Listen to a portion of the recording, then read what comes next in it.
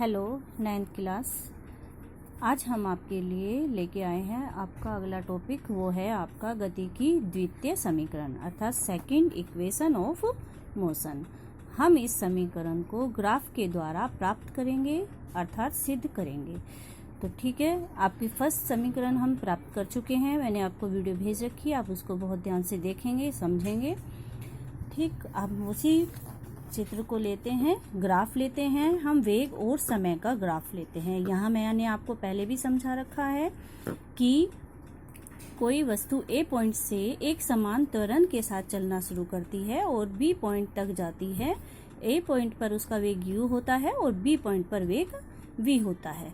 उसका त्वरण है a। तो यहाँ पर हमारे पास कौन कौन सी डिजिट आ गई हैं? प्रारंभिक वेग उसका u है, अंतिम वेग b पॉइंट पर v है और इसे a से b तक जाने में समय लगा है आपका t, और इसमें इसका एक समान त्वरण कितना है? a। तो अब कुछ यहाँ पर हम दूरियां को निकाल लेंगे, जैसे OC हमारा क्या, OA क्या है हमारा? सबसे पहले प्रारंभिक वेग, ये हमारा OA प्रारंभिक वेग है। OC हमारा क्या है? यहाँ पर समय t है। यहाँ पर ये B पॉइंट पर वेग, ये BC के द्वारा हमारा डिनोट होगा, BC के द्वारा हम इसे निरूपित करेंगे। तो ये हमारा V है, ठीक है। और उसके बाद कुछ और, जैसे कि हमारा BD हम कैसे निकाल सकते हैं? हम पूरे BC में से CD घटा देंगे और जो हमारा CD है वो OA के बराबर होता है।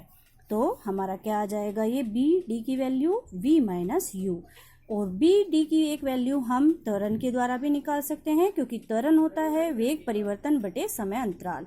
यहाँ पर वेग परिवर्तन आपका कितना हुआ है? आपका वेग यहाँ से था, ये देखिए इसके बराबर है, और यहाँ से यहाँ तक आपका चेंज हुआ है। आपका जो ये चेंज हुआ है वेग परिवर्तन, तो ये आपका कितना हो गया? BD। तो यहाँ पर BD अपॉन T, तो BD क्या आ जाता है? AT, ठीक है। अब आते हैं हम गति की द्वितीय समीकरण को सिद्ध करने के लिए। वस्तु द्वारा तय की गई दूरी, आप जानते क्या होता है? चाल गुना समय, ठीक है। अब बात करते हैं, दूरी बराबर क्या हो गया हमारा?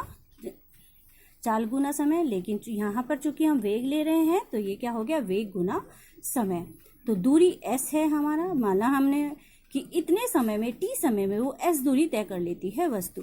तो वेग क्या हो गया हमारा? यहाँ देखिए वेग क्या है हमारा? y एक्स पे जो कोऑर्डिनेट है वो हमारे वेग को प्रदर्शित कर रहे हैं, और समय क्या है? x अक्ष पर जो कोऑर्डिनेट है वो हमारे समय को प्रदर्शित कर रहे हैं। तो यहाँ देखिए y अक्ष के निर्देशांक और गुना x अक्ष के निर्देशांक। अब ये अगर दो कोऑर्डिनेट की आप गुना ले रहे हैं तो वो क्या हो जाएगा? उसका एक क्षेत्रफल हो जाएगा। आपने पढ़ा भी है, सिंपल लंबाई गुना चौड़ाई होती है क्षेत्रफल जैसे। तो आप दो कोऑर्डिनेट की गुना उसकी पर्टिकुलर जगह का क्षेत्रफल कहलाएगा। तो अब हमारा इसका यानी कि डिस्टेंस, यानी कि हमारी क्या हो गई? चूंकि वस्तु A पॉइंट से B पॉइंट पर गई, तो A पॉइंट से B पॉइंट तक जाने में जितना क्षेत्रफल ये कवर कर रही है वो उसका दूरी के बराबर हो जाएगा। तो हमारा क्षेत्रफल कौन सा कवर हो रहा है? ये पोर्शन हमारा पूरा का पूरा कवर हो रहा है इसके द्वारा। तो OABC, तो यहाँ देखिए OABC का क्षेत्रफल जो हो गया वो हमारे दूरी को निरूपित करेगा। तो अब ये दूरी हम किस प्रकार से निकाल सकते हैं? उसके पास हमारे दो तरीके हैं। पहले तरीके से हम गति की दूसरी समीकरण को हल करेंगे, निकालेंगे, प्राप्त करेंगे, और जो दूसरा तरीका होता है क्षेत्रफल निकालने का, उससे हम गति की तीसरी समीकरण को प्राप्त करेंगे। बस आप ये याद रखना कि दो तरीके से क्षेत्रफल, कई बार बच्चे भूल जाते हैं एग्जाम वगैरह में कैसे हम प्राप्त करें। तो दो तरीके हैं क्षेत्रफल निकालने के, और दोनों ही तरीके से अलग अलग हमारी गति की समीकरण हमें प्राप्त होगी।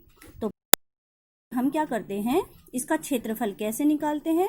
हम इसको दो भागों में बांट लेते हैं इस पूरे क्षेत्रफल को। एक तो ये आपका रेक्टेंगल है, ये एक आयत होता है, प्लस एक ये त्रिभुज है। यदि इस पूरे एरिया को हम कैसे कर लेते हैं? दो हिस्सों में बांट लेते हैं, एक त्रिभुज में और एक आयत में। OADC एक आयत हो गया और ADB आपका एक त्रिभुज हो गया। इन दोनों के क्षेत्रफल का योग इसके पूरे एरिया के बराबर होगा। तो यहाँ क्या हो गया, एक आपका चतुर्भुज हो गया, चतुर्भुज कहें या आयत कह सकते हैं हम, यहाँ मैंने पर्टिकुलर नहीं लिखा है। त्रिभुज हो गया हमारा ABD, इनका क्षेत्रफल।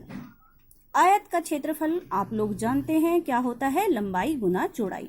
अब यहाँ पर ये जो आयत है इसका ये जो आयत है इसकी लंबाई OC है और चौड़ाई OA। OC आप जानते कितना है, T है, और आपका OA कितना है, U। तो यहाँ पर इसका ये क्या हो गया, OC गुना OA, ठीक है। और जो आपका त्रिभुज होता है उसका क्षेत्रफल क्या होता है, 1/2 आधार गुना ऊंचाई। अब यहाँ पर आधार कितना है, इस त्रिभुज का आधार कितना हो गया, AD, और ऊंचाई कितनी हो गई, BD, ठीक है। तो हमने ये लिख दिया AD गुना BD। अब इनकी हम वैल्यू निकालते हैं। OC OA की वैल्यू हमें मालूम है, AD की वैल्यू हमें मालूम है। AD जो हमारा होता है, AD जो हमारा है आपका AD OC के बराबर है, उसकी वैल्यू OC के बराबर रख देंगे हम। अब बात करते हैं हम BD की कई वैल्यू बैठती है हमारी, कौन सी वैल्यू रखें। तो यहाँ देखें आप लोग, BD किसके बराबर हो सकता है, यहाँ पर BD को हम इसमें से अगर ये घटा ले तो B दिया जाएगा, ये पूरा V है, ये U है, तो V माइनस U, तो इसकी वैल्यू कितनी आ गई, V माइनस U। अब हमें V माइनस U, चूंकि V जो होता है अंतिम वेग, इसके अनुसार हम पहली समीकरण बना चुके हैं। हम ये समीकरण वो बनाएंगे जिसमें अंतिम वेग की बात नहीं हो रही है, दूरी की बात हो रही है, ठीक है। तो हम V को यहाँ पर सब्स्टिट्यूट कर देंगे। अब गति के प्रथम समीकरण आप जानते हैं क्या है, V बराबर U प्लस AT। यहाँ से U इधर ले जाएंगे तो आपका V माइनस U की वैल्यू AT के बराबर आ जाएगी। तो आप ये वैल्यू यहाँ पर रख दें। तो OC की वैल्यू ये देखिए, OC आपका T है, इसके पश्चात OA की वैल्यू आपकी U है। अब उसके पश्चात OC की वैल्यू फिर से T आ गई और इसकी वैल्यू हमारी कितनी आ गई, AT। वैसे हमने इसको आपको यहाँ भी निकालनी बताई थी ये वैल्यू, ठीक है। तो अब इनकी वैल्यू रख देते हैं।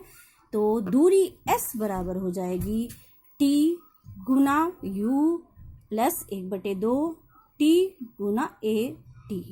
तो आप इसको जब कंबाइन कर लेंगे तो क्या लिखेंगे, S बराबर UT गुना 1/2 AT स्क्वायर। और ये आपकी गति की द्वितीय समीकरण है जिसमें हमने V जो आपकी एक राशि है अंतिम वेग की, उसे स्किप किया हुआ है, क्योंकि हमारे पास देखिए बेटा ये चीज़ें होती हैं, हमारे पास ये 5 चीज़ें होती हैं, 1 2 3 4 5। त्वरण हर एक समीकरण में जरूरी होता है, क्योंकि त्वरण जब ही होगा जब हमारी वस्तु गतिशील है, तो त्वरण होना जरूरी है। फिर हमारे पास समय भी इसमें, फिर हम लोग क्या करते हैं, प्रारंभिक वेग भी जरूर लेते हैं। ये 2 चीज़ हर तीनों समीकरण में जरूरी है।